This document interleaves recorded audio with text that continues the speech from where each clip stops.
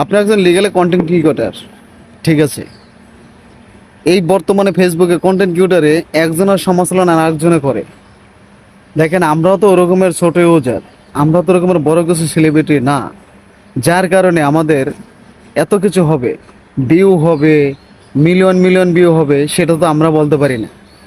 কিন্তু এই বিল্লালকে নিয়ে সমালোচনা ফেসবুক খুলতে গেলে ভণ্ড ভাষা, অমুক অসামাজিক কার্যকলাপ, এটা কি দেখা যায় ভাই? এটা তো দেখলে এটা যুব সমাজ আরও নষ্ট হয়। দেখেন ভাই, যার যার ক্যারেক্টার নিয়ে শেষে চলে, এটা অন্য কেউর ক্যারেক্টার নিয়ে চলে না। তার কারণ এই ক্যারেক্টার জোগাইতে গেলে ভাই অনেক কষ্ট হয়। বিল্লালের সাইড লাইনের কবিতা লাগছে, যে কবিতাটা হলে প্রত্যেকটা কন্টেন্ট ক্রিয়েটরে, যে এই কন্টেন্ট ক্রিয়েটর এইটা বানাইলে মিলিয়ন মিলিয়ন ভিউ আসে, সেটা বিল্লালের হিম্মত।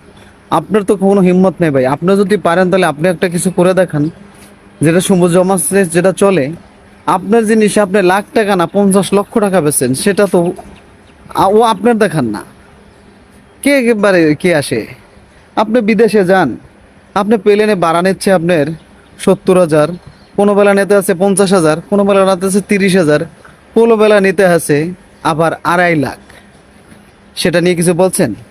বাংলাদেশে বর্তমানে যুব সমাজে যেগুলো আমাদের হতে আছে, গরিব মানুষ, অসহায় মানুষ, বাজার ঘাট, বাংলাদেশের জিনিস নষ্ট করা, বাংলাদেশের জিনিস যে ভারে বর্তমানে যে আমাদের যে ক্ষতি হইতেছে, এগুলা কে দেখছে? এগুলা নিয়ে তো কোনো কিছু কইতে পারেন না। এগুলো নিয়ে কিছু কইতে পারেন? এগুলো নিয়ে কিছু কথা বলতে না। কেন এই কথাগুলো কেউ যদি ধরে, তাহলে তার হবে দোষী, তাকে কোনো এক জেলখানায় ভর্তি হতে হবে, নাইলে কোনো মিডিয়ায় বা কোনো সোশ্যাল মিডিয়ায় বা যে কোনো মানুষ নেই কেন, তাকে মেরে ফেলবে। এটা হচ্ছে বাংলাদেশ, শান্তির দেশ, এটা বলে স্বাধীনতার দেশ বাংলাদেশ।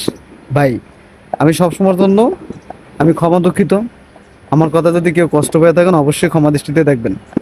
আপনারা প্রত্যেকটা মানুষ, আমি সবসময়ের জন্য বলি ভাই, যে যে জায়গায় থাকে বিচারে আসেন, লেভেলটা আসেন। আপনি যেরকমের মানুষ ওরকম অবস্থাতেই থাকেন, তার বেশি কিছু করতে চাইেন না। কথাটা মাথায় রেখেন।